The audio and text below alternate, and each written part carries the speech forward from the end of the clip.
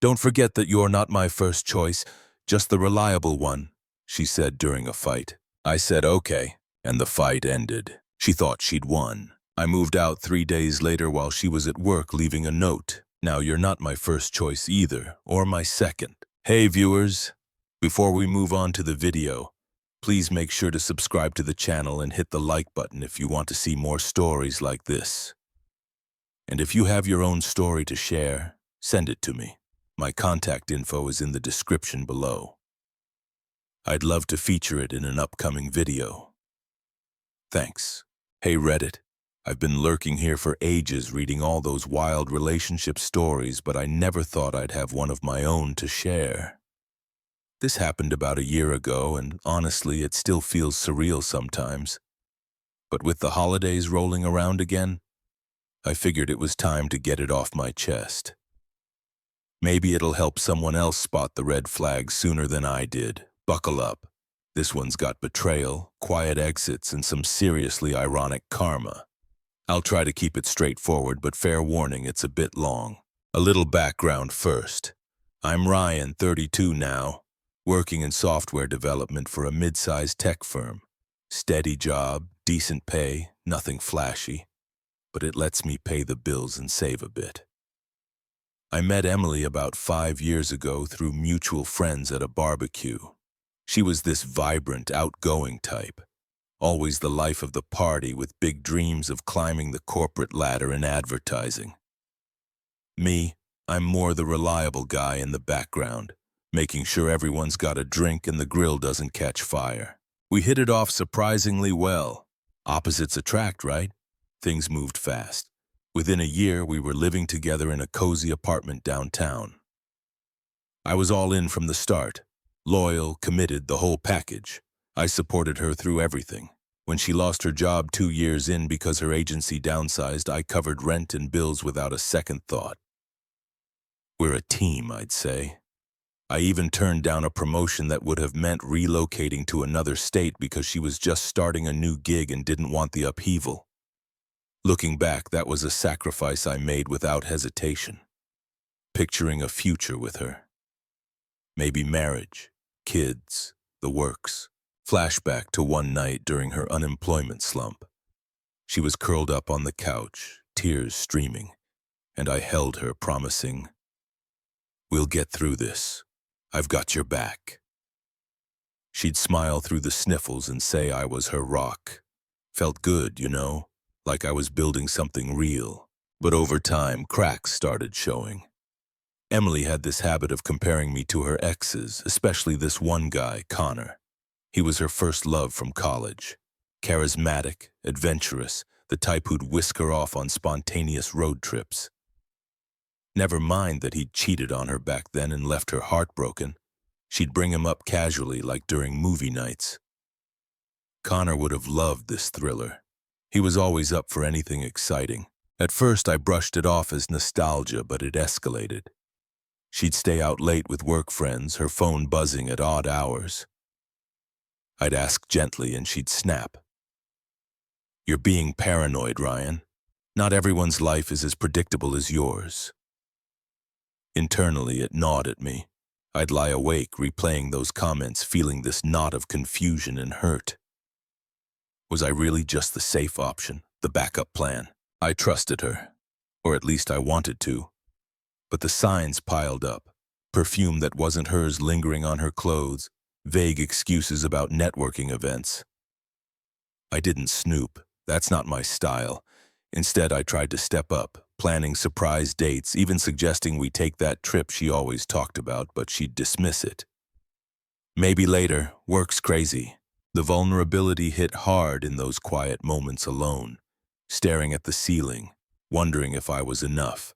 It was unfair, this slow emotional erosion, but I held on, hoping it was a phase. Then came the fight that changed everything. It was a Friday night right before the weekend. We planned to grab dinner at our favorite spot, but she came home late, distracted, scrolling through her phone with this secretive smile. I asked what was up, and it spiraled from there. Something trivial about me not being spontaneous enough. Words flew, and in the heat of it, She dropped the bomb. "You're acting like you're entitled to all my time," she huffed, crossing her arms in the living room, her eyes flashing with that smug certainty she got when she thought she had the upper hand. "Entitled, Emily? We've been together for years. I just want to know what's going on," I replied, keeping my voice even, though my chest tightened. She laughed, a short, bitter sound that cut deep. "Oh, please, don't forget that you're not my first choice, just the reliable one. Connor, he was passion. Fire, you're the guy who pays the bills and doesn't complain. Safe, boring, but hey, it works for now." The words landed like a punch. I stood there staring at her, the room suddenly feeling too small. Her tone was dismissive, like she was stating a fact about the weather.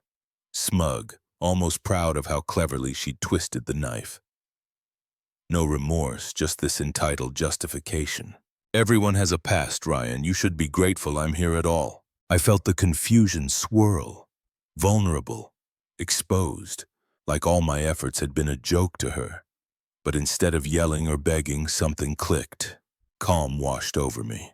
"Okay," I said simply, my voice steady. She blinked, caught off guard. "Okay, that's it?" "Yeah, okay." I turned and walked to the kitchen, grabbing a glass of water like nothing happened.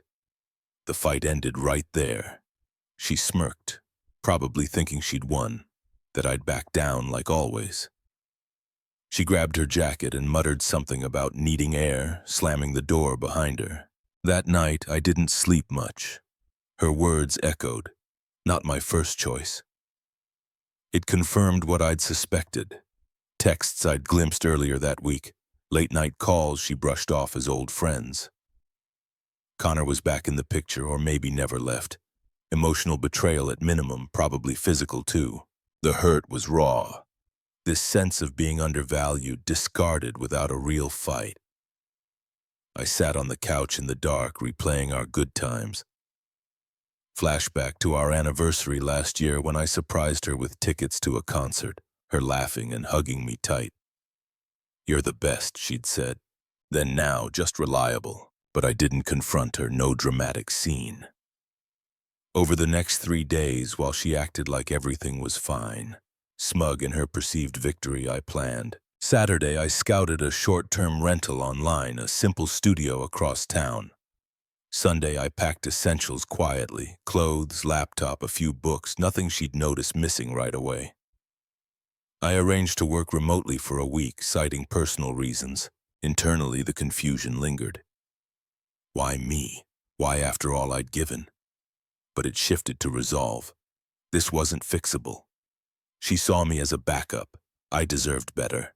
Monday morning, she left for work with a casual, "See you later," still oblivious. I loaded my car, heart pounding, but mind clear. Before leaving, I wrote the note on the kitchen counter. "Now you're not my first choice either, or my second. Simple. No frills." I left my key, walked out, and drove away. Her first reaction came via text an hour after she got home. "What the hell, Ryan? Where are you? This is childish." Then calls, which I ignored. By evening, voicemails. "Come on, we can talk about this. You overreacted." She thought it was a bluff, that I'd crawl back, but I didn't. I settled into the studio, unpacked, and for the first time in months, breathed easy. The silence was deafening at first, the unfairness of it all. Her twisted logic making me the villain. I journaled a bit, hit the gym, reconnected with old hobbies like hiking. It hurt, sure. Those quiet nights questioning everything.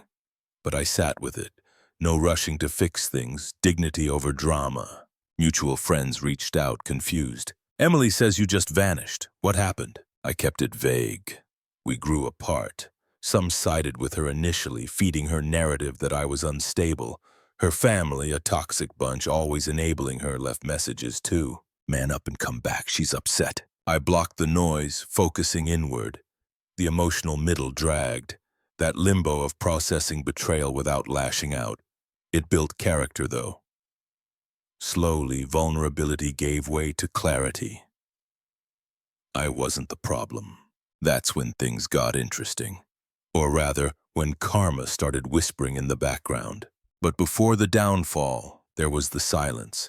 the emotional void I had to navigate. Reddit. If you've been through a breakup like this, you know it's not the dramatic exit that hurts most. It's the aftermath. The sitting with the unfairness. I didn't lash out or seek revenge, I just detached. For weeks I lived in that studio apartment. A bare-bones place with a lumpy bed and a view of a parking lot. No frills, but it was mine. I threw myself into routines to rebuild. Early morning runs along the river path, coding side projects I'd shelved for her. Even picking up guitar again, something I'd loved in college but dropped because we didn't have time. The confusion lingered like a fog. Why had she said that? Why treat me like a placeholder after all I'd sacrificed? Flashback to last Christmas.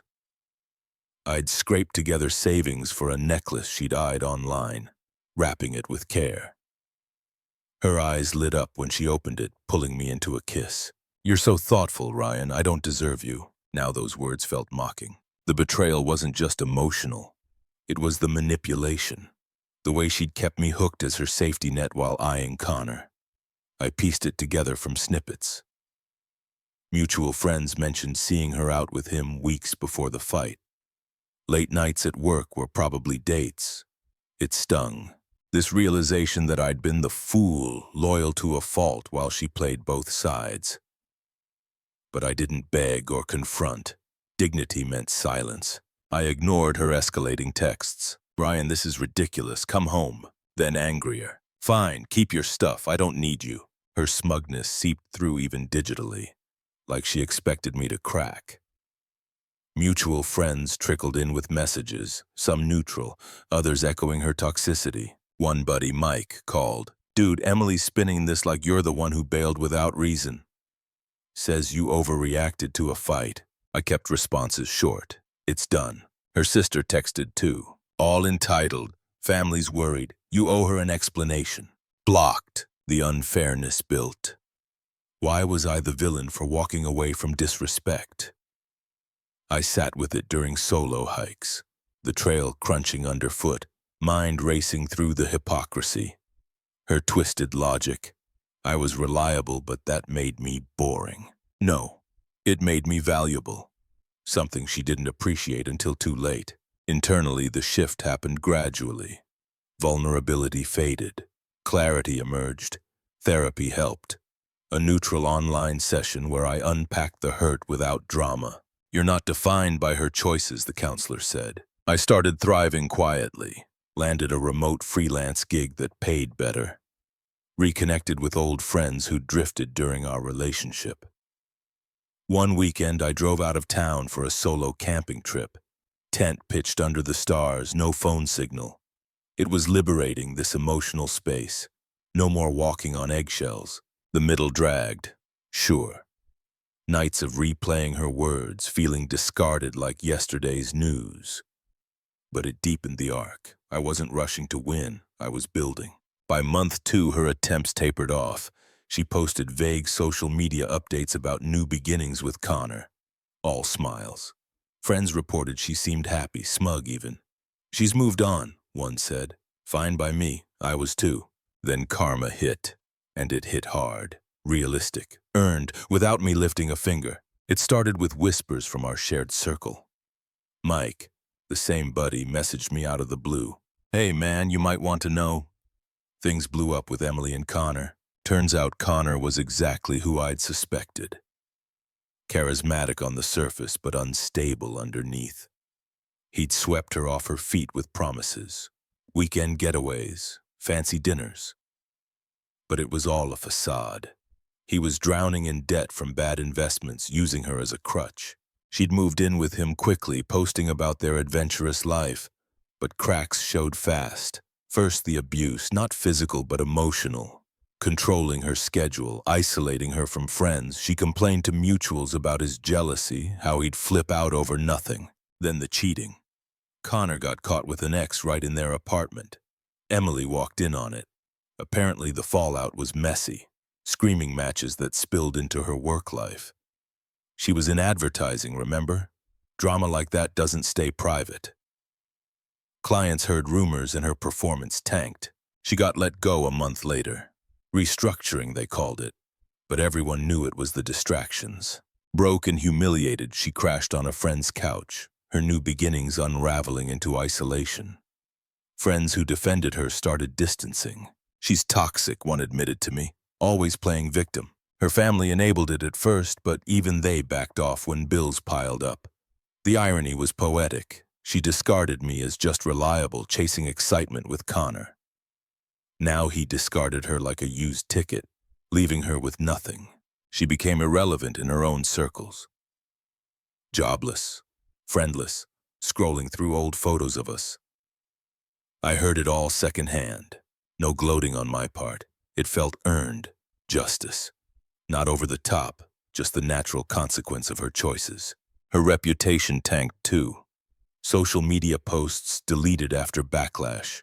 Whispers at gatherings about how she'd manipulated situations. Meanwhile, I was steady. Promoted at work, savings growing, even dating casually. The contrast built quietly, setting the stage for her desperation. That's when her desperation kicked in. Progressive, escalating, like a bad sequel no one asked for. At first, it was subtle. A few weeks after her firing, a text popped up. "Ryan, can we talk? I miss our talks." I stared at it, feeling nothing but mild annoyance. No hurt anymore, just indifference. I didn't respond. Then calls started, voicemails piling up. One evening, my phone rang while I was cooking dinner in my new place, a proper one-bedroom I'd upgraded to after the freelance gigs took off. I let it go to voicemail, but curiosity made me listen later. "Hey, it's me." Emily's voice cracked a bit, not her usual smug tone. "Look, Connor was a huge mistake. He used me, cheated, left me with nothing. I know I said some awful things, but that was just anger talking. You were always the reliable one, the good one. Please call back. We can fix this." Twisted logic, right? Now I was the good one after being demoted to backup. Hypocrisy at its finest. I deleted it. No reply, but she ramped up. Next day, more texts. "I'm sorry." "Okay, I see now what I lost. You're stable, kind, everything Connor wasn't. Let's meet for coffee." Apologetic, laced with excuses. Still, her words revealed the shift. Power reversing, her unraveling while I thrived. Then the in-person attempt. About a month post-downfall. I was grabbing groceries when she showed up at the store. Must have gotten my location from a mutual. She looked rough. Hair messy, eyes puffy, no trace of that vibrant party girl. "Ryan!" she called, hurrying over in the produce aisle. I turned calmly, basket in hand. "Emily," her voice trembled.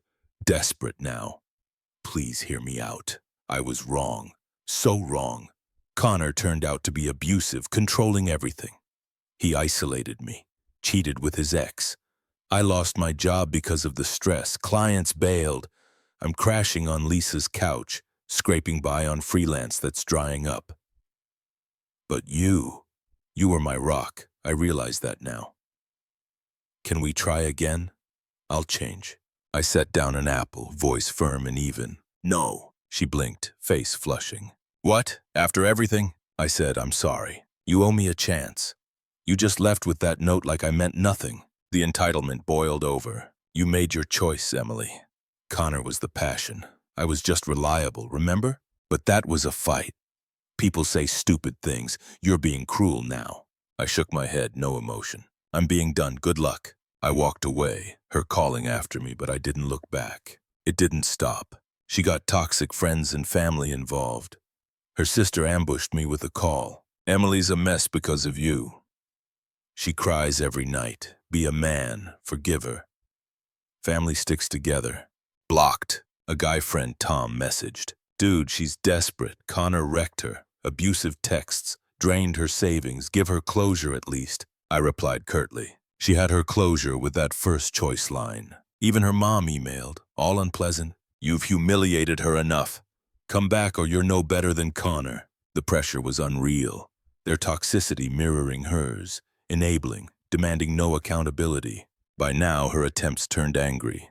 A final voicemail. "Fine. Ignore me. You're heartless, Ryan. I thought you were better, but you're just petty. Enjoy your boring life alone. Click. Power reversal complete. Her true colors. Lashing out when desperation failed, I blocked her everywhere. The silence was golden. No sympathy from me. She'd earned this isolation. My life was thriving. New projects. A budding interest in photography from those hikes. Even a date or two with someone genuine. The emotional freedom was real. She'd become irrelevant. Fast forward a few months to our mutual friend Mike's birthday party. A casual backyard gathering at his place on the outskirts of town. I debated going, knowing she might show. But why hide? I'd moved on completely, promoted to senior dev, traveling for fun. And yeah, seeing someone new, Nora, a kind, adventurous woman I'd met through a hiking group. We clicked without the drama. She appreciated that reliability is strength, not boredom. The party was lively. String lights, barbecue smoke, laughter. I arrived with Nora, hand in hand, feeling at peace. Mutuals greeted me warmly. Word had spread about Emily's side, and most had shifted allegiance after seeing her hypocrisy. Then there she was, Emily, across the yard, looking even more worn, nursing a drink alone. Our eyes met. She approached hesitantly, desperation etched on her face. Nora sensed it, squeezing my hand supportively. "Ryan," Emily started, voice low but urgent. "I didn't expect. Can we talk privately?" I nodded politely, stepping aside but keeping it public. No secrets. Nora stayed nearby, a quiet upgrade on display. Emily's eyes flicked to her, then back. "Who's that?" "Someone who sees me as first choice," I said calmly. She winced. "Okay, I deserve that. Look, I'm sorry for everything. Connor was a nightmare. He left me broke, alone. Friends ditched me after the truth came out. I see now. You were the best thing I had. Please give us another shot. I'll prove it." Her plea hung there, hypocritical, begging after dismissing me. I mirrored her logic back, firm and evolved. "Remember what you said. I wasn't your first choice, just reliable. Well, now you're not mine. Or my second. I've built a life without you. Better job, real connections, someone who values me fully." I gestured subtly to Nora, the contrast stark, me thriving, her desperate, tears welled. "But I learned from this. Don't you care at all? I learned too, to choose myself. You're irrelevant to my happiness now. Take care, Emily." Detached, no punishment, just facts. She stood there, powerless. As I walked back to Nora and the group, mutuals whispered. One even said, "Good for you, man." The visual reversal hit her hard. My growth on display, her failure public. That was it. No more contact. Emotional closure. Ironic and earned. Reddit, if you're in a similar spot, remember this. Dignity wins. Walk away. Build up. Let karma handle the rest. Thanks for watching. Make sure to subscribe to the channel and hit the like button. What do you think about this story? Share it in the comments.